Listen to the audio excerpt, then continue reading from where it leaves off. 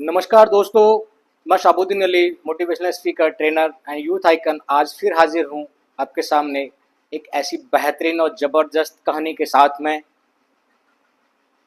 ये वीडियो आपकी सफलता में एक मील का पत्थर साबित होगी यदि आपने इस वीडियो को अंत तक देखा तो आइए शुरू करते हैं।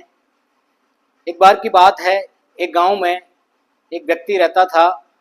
वो व्यक्ति बहुत ही मेहनती था, वो बहुत मेहनत करता था, लेकिन सफलता उससे अभी काफ़ी दूर थी।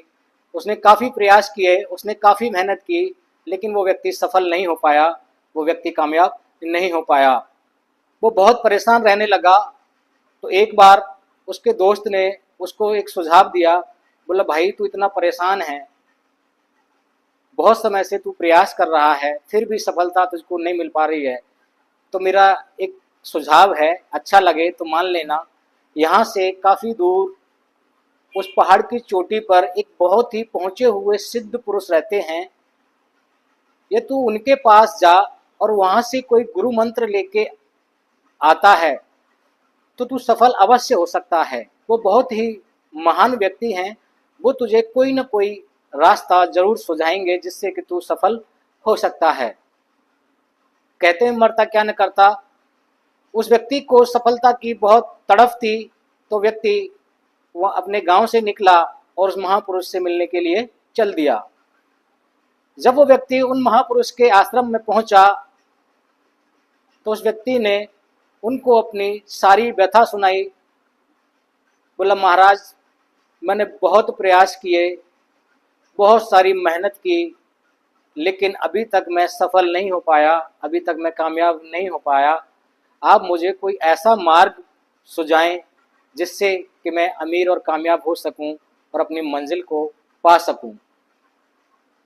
जब उन महापुरुष ने उसकी सारी व्यथा सुनी तो उन महापुरुष ने उसको बोला, ठीक है बच्चा, परेशान न हो, मैं आज तुझको एक ऐसा मंत्र देता हूँ जिसका जाप तू यह सिर्फ 24 घंटे करेगा तो 24 घंटे में तू जितना धन चाहेगा उतना धनवान तू हो सकता है।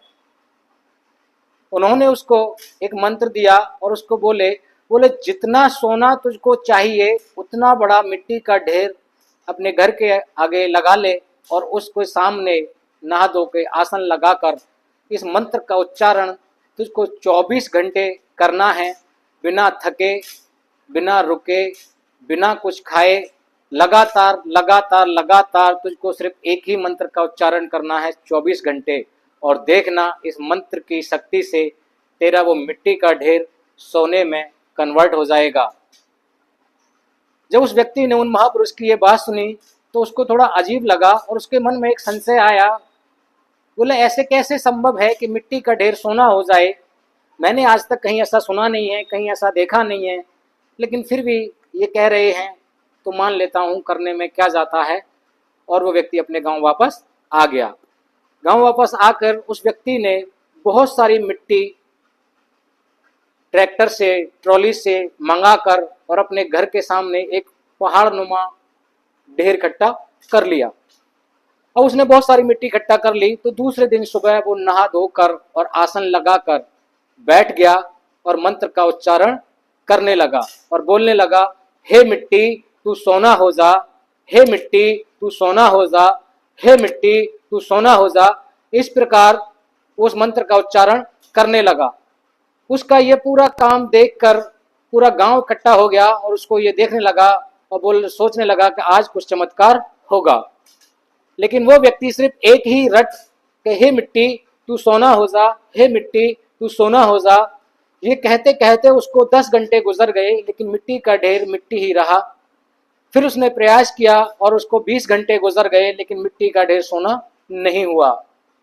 23 घंटे गुजर गए और उस व्यक्ति का धैर्य जवाब दे गया। उसका विश्वास डगमगाने लगा और उसको मन में ख्याल आने लगा कि उस महापुरुष ने मुझे को बेवकूफ़ बनाया।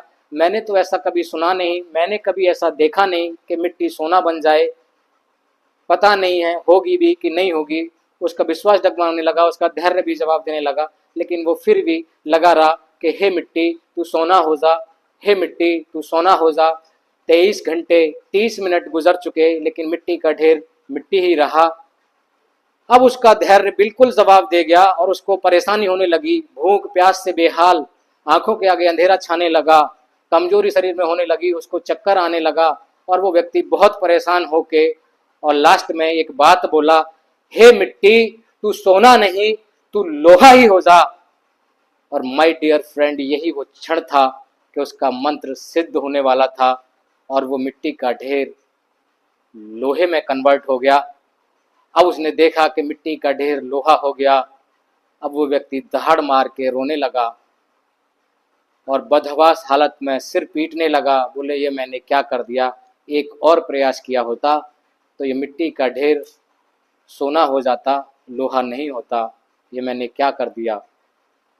तो मेरे दोस्त, मोरल ऑफ स्टोरी ये है, हमको इस कहानी से 3 शिक्षा मिलती हैं। पहली शिक्षा तो हमको ये मिलती है कि हम किसी भी कार्य को यदि कर रहे हैं तो हमको उस कार्य को पूर्ण विश्वास के साथ करना चाहिए। हमको उसमें 0.1% भी संदेह नहीं करना चाहिए कि ये कार्य होगा कि नहीं होगा, होगा कि नहीं होगा। यदि ऐसा हमारे मन में 0.1% भी आता है कि कार्य होगा कि नहीं होगा, तो वो कार्य कभी सफल होगा ही नहीं।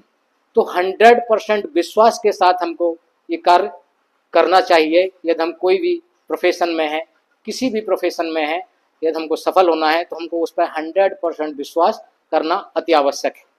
पहली सीख तो हमको ये मिलती है। और दूसरा सीख हमको ये मिलती है कि हमको कभी भी धैर्य नहीं छोड़ना चाहिए। किसी भी काम को अंजाम तक पहुंचाने के लिए, किसी भी कार्य में सफल होने के लिए धैर्य बहुत महत्वपूर्ण योगदान निभाता है। यदि हम किसी कार्य को धैर्यपूर्वक करते हैं तो हम अपनी मंजिल को पा सकते हैं।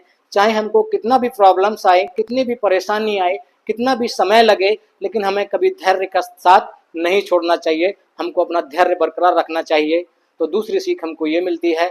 और तीसरी सीख हमको ये मिलती है मेरे दोस्त इस कहानी से, कि कभी भी हमको अपनी जीवा से नेगेटिव वर्ड का उच्चारण नहीं करना चाहिए। क्योंकि कहते हैं कि 24 घंटे में एक बार माँ सरस्वती व्यक्ति की जुबान पर बैठती हैं और वो क्षण वो होता है कि जब वो व्यक्ति अपनी जुबान से कुछ भी बोलता है तो उसकी कही हुई बात सत्य साबित होती है।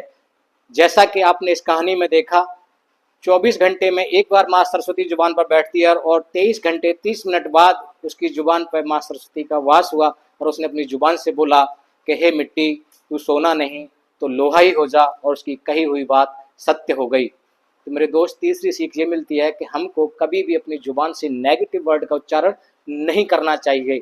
न अपने लिए करना चाहिए, न किसी दूसरे के लिए करना चाहिए।